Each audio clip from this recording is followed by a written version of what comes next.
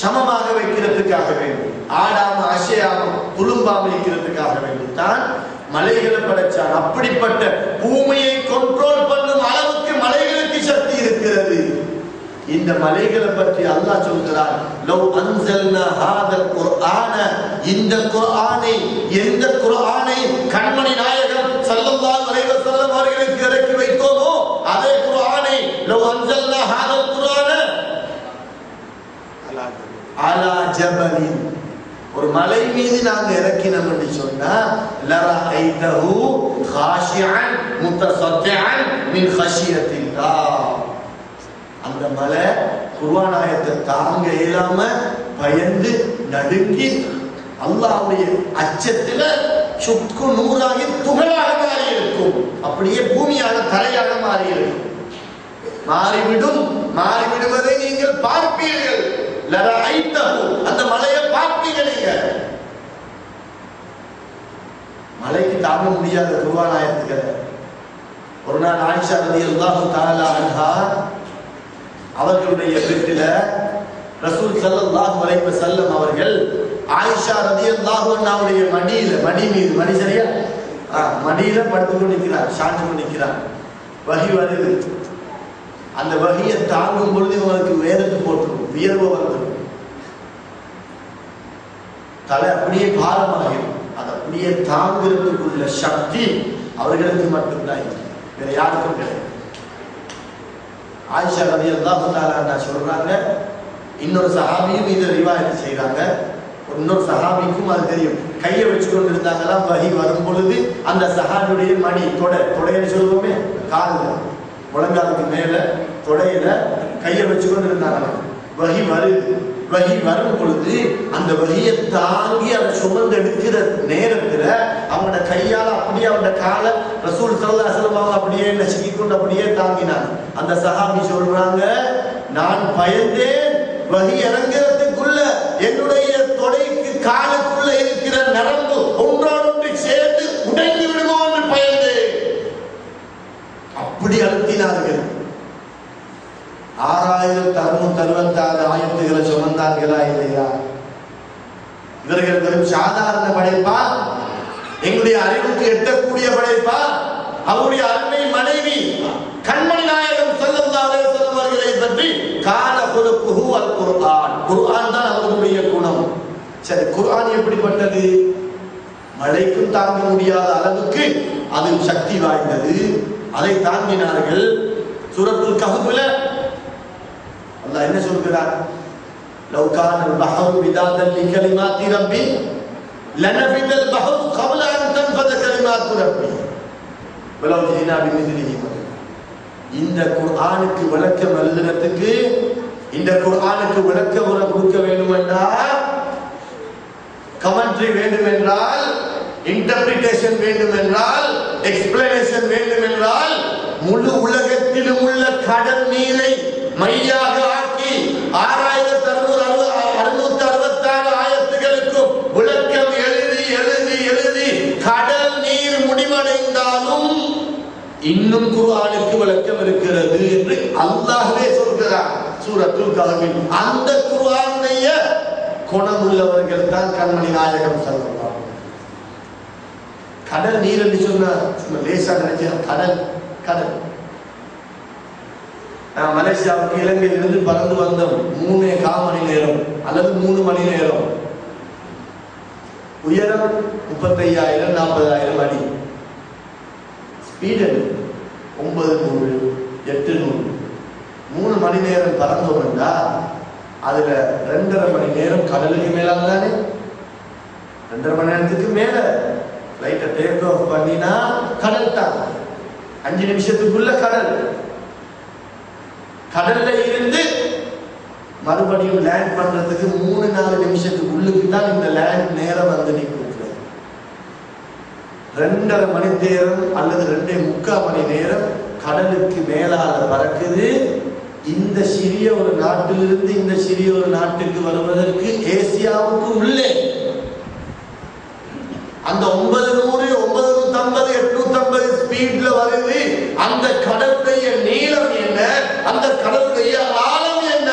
அப்ப ஜப்பான் வரையில் பறக்கக்கூடிய கடல் எங்கே இருக்கிறது, அமெரிக்கா வரையில் பிறக்கும் கடல் எங்கே இருக்கிறது, ஆப்பிரிக்கா வரையில் பிறக்கும் கடல் எங்கே இருக்கிறது, இந்த எல்லா கடல் நீரையும் தான் அல்லாஹ் சொன்னான்.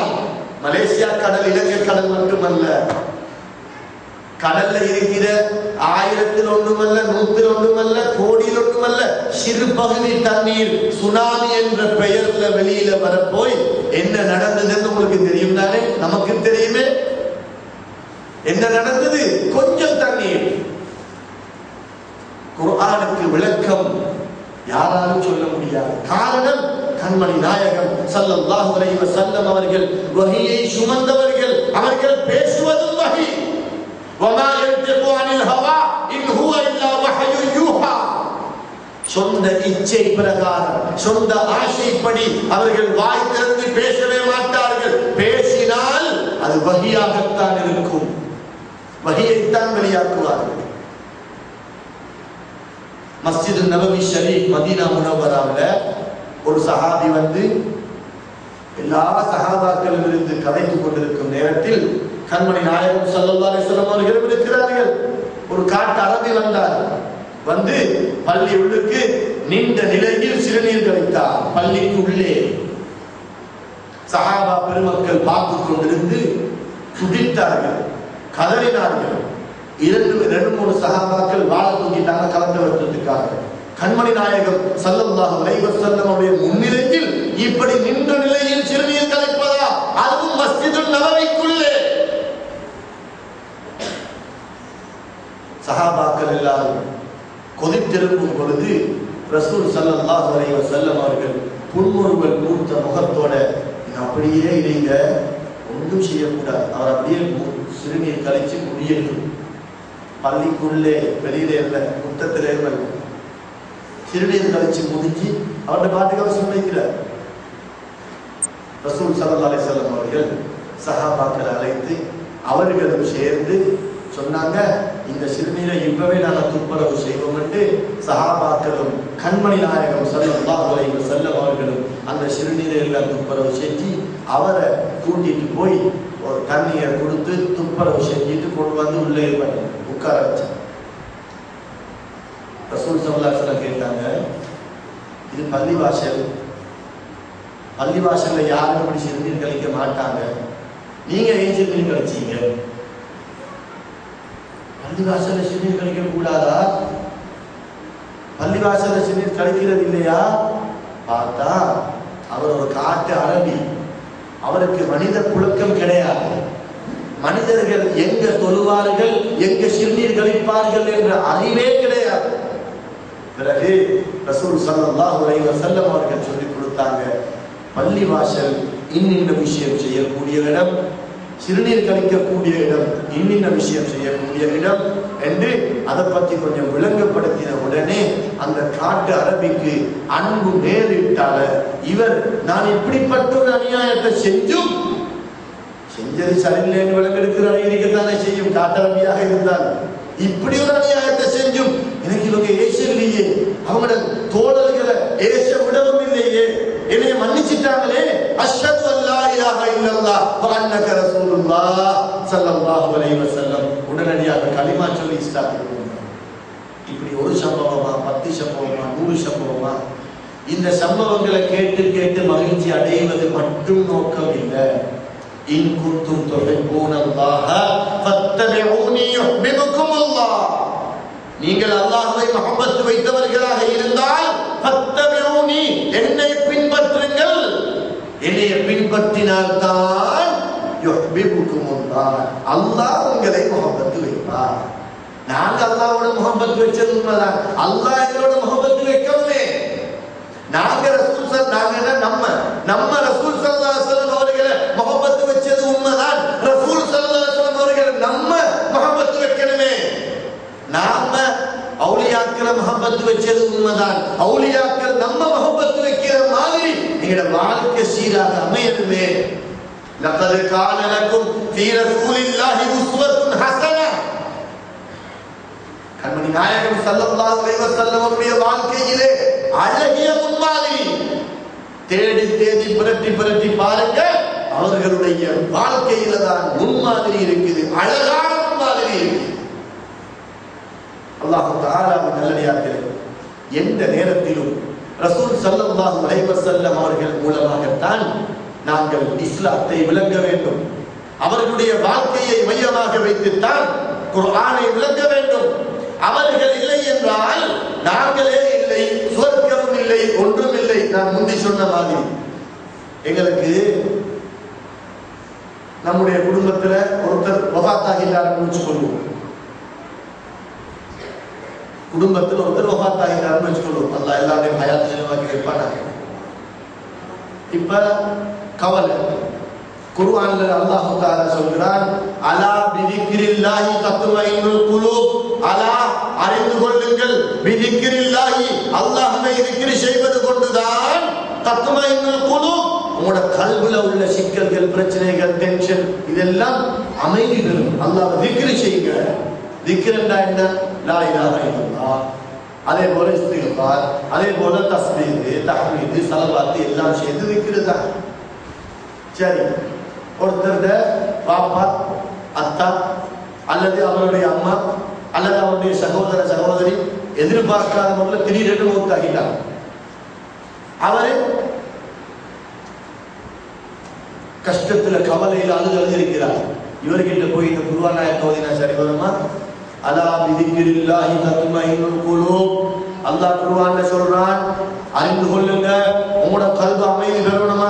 இப்ப டென்ஷன் இருக்கிறீங்க, உங்களோட வாப்பா மௌத்து, உங்களோட அத்தா மௌத்து, உங்களோட அம்மா மௌத்து அல்லது உங்களோட புள்ள, அதனால நீங்க திக்ர் செய்யுங்க, எல்லாம் சரி வரும். குர்ஆன்ல சொன்னா சரிதான் என்று யாராவது இந்த ஆயத்தை ஓதினா சரி வருமா?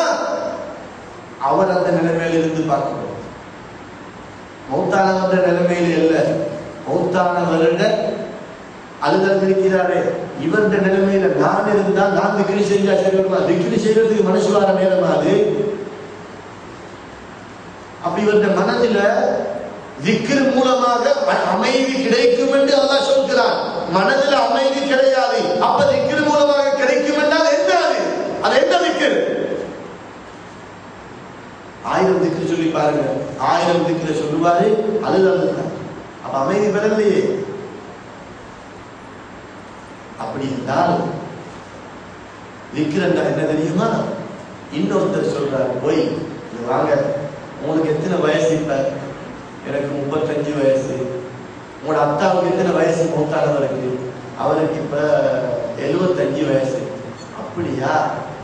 உங்களுக்கு தெரியுமா ரசூல் ஸல்லல்லாஹு அலைஹி வஸல்லம் அவங்களோட எத்தனாவது வயதில அவங்களோட தகப்பன் மௌத்தானாங்கன்னு உங்களுக்கு தெரியுமா? தெரியாது.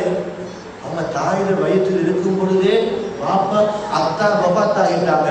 ஆனா உங்களுக்கு 35 வயசு வரையில உங்களோட பாப்பாவை பார்த்து கவனிச்சு மகிழக்கூடிய அளவுக்கு அல்லாஹ் இந்த பாக்கியத்தை தந்தானே, நீங்க இதுக்கு சுக்ர் செய்யாம அழுது கொண்டிருந்தால் அவருடைய விருப்பத்துக்குரிய மஹப்பத்துக்குரிய ஹபீப் கண்மணி நாயகம் ஸல்லல்லாஹு அலைஹி வஸல்லம் அவர்களுடைய அத்தா அவங்களையே கண்ணால அவங்க காணல.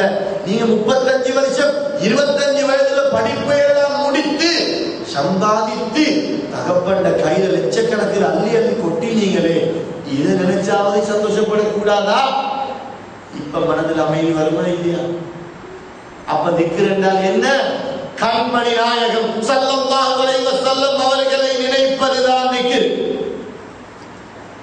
ஒருத்தர் பெரிய ஒரு மஜ்லிஸ்ல மரியாதை அதபு கண்ணியம் எல்லாம் கிடைக்கிற ஒரு மஜ்லிஸ்ல எழுப்பி நின்று ஏதோ தவறான வார்த்தைகளால ஏசிட்டாருன்னு வைங்க, எனக்கு ஏசிட்டாரு. அவங்க எல்லாருடைய ஒருத்தர் எழுப்பி, நீ அப்படிப்பட்டவர் இப்படிப்பட்டவர், நீ நான் செய்யாத இல்லாத கொள்ளாத பொய் எல்லாம் சொல்லி எனக்கு ஏசிட்டாருன்னு வைங்க.